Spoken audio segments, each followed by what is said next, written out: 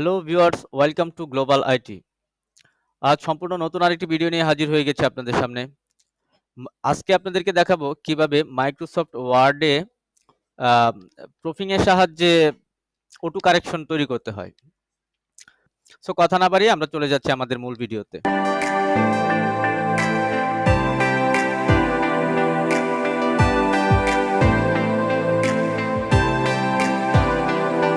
তো তার জন্য প্রথমেই আমরা মাইক্রোসফট ওয়ার্ড ওপেন করব। তো মাইক্রোসফট ওয়ার্ড ওপেন করার পর সেখানে আমরা আমাদের সাইনটা তৈরি করব।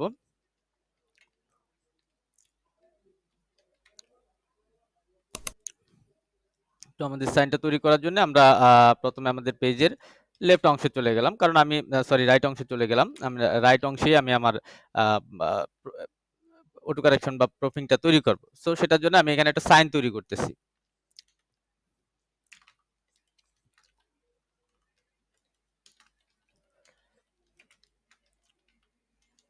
ফেরদৌস আহমেদ, ডাইরেক্টর,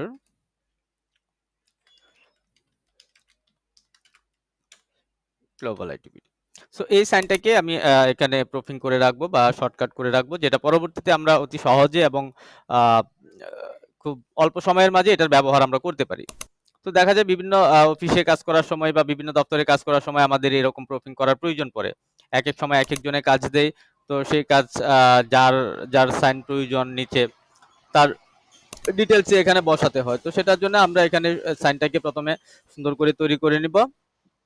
এটাকে বোল্ড করে নিলাম এবং ডেজিগনেশনটা আমরা একটু নিচে সুন্দরভাবে দিয়ে দিলাম, মাঝামাঝি করলাম যেন এটা দেখতে সুন্দর দেখায়। ঠিক আছে?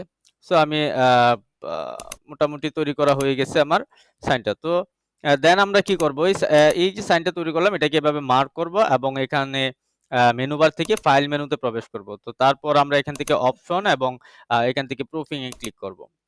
তারপর আমরা এখান থেকে অটো কারেকশন অপশনটায় ক্লিক করে দিব। দেন এখানে দেখেন রিপ্লেস নামে একটা বক্স আছে। তো রিপ্লেস নামে বক্সটার মাঝেই আমরা আমাদের শর্টকাট কিটা লিখব। সো আমরা কোন কিটা ব্যবহার করতে চাচ্ছি। সো সাপোজ আমি এখানে ধরলাম আম আমি এখানে এ ব্যবহার করলাম জাস্ট। ঠিক আছে? তো এ ব্যবহার করে এখান থেকে এড এ ক্লিক করলাম, এখান থেকে ওকে ক্লিক করলাম এবং সবশেষে এই যে ডায়লগ বক্সটা আছে এটাতেও আমরা ওকেতে ক্লিক করে দিলাম। আমাদের কাজ হয়ে গেছে। তো আমরা কি কাজটা করছি সেটা আমরা দেখার জন্য আমরা আ মাইক্রোসফট ওয়ার্ডে আমাদের কাজ শুরু করলাম। তো সাপোজ আমরা এখানে এরকমভাবে একটা প্যারাগ্রাফ লিখলাম। ঠিক আছে? তো প্যারাগ্রাফটা লিখার পর এর নিচেই ধরলাম যে এই অংশটাতে আমাদের সাইনটার প্রয়োজন আছে। ঠিক আছে? ধরে নিলাম আমাদের এই অংশটা যেটা আছে এই যে এই অংশটা এখানে আমাদের সাইনের প্রয়োজন আছে। ঠিক আছে?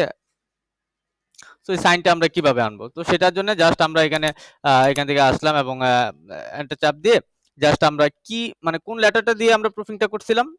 আমরা এ দিয়ে প্রুফিংটা করছিলাম। সো আমরা এ লিখি এবং এখান থেকে স্পেস বার চাপি, দেখুন ম্যাজিক। ঠিক আছে?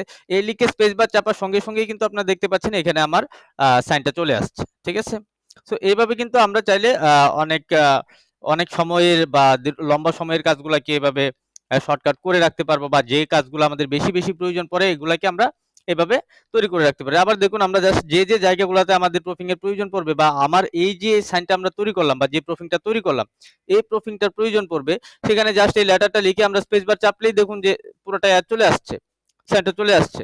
তো এভাবে শুধু যে এরকম সাইন তা না, যেকোনো ফরম্যাট আমরা তৈরি করে কিন্তু এভাবে আমরা প্রুফিং করে রাখতে পারবো। আর একটা প্রুফিং করতে পারবো যে শুধু তাই না।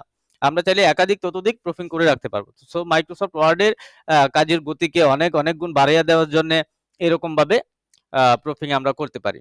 সো আশা করি ভিডিওটা আপনাদের কাছে ভালো লাগছে, টিউটোরিয়ালটা ভালো লাগছে আপনাদের কাছে। যদি ভালো লেগে থাকে তাহলে অবশ্যই লাইক কমেন্ট করবেন আর সাবস্ক্রাইব করতে ভুলবেন না।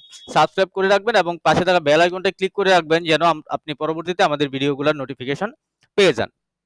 ঠিক আছে? সো ধন্যবাদ। ভালো থাকবেন।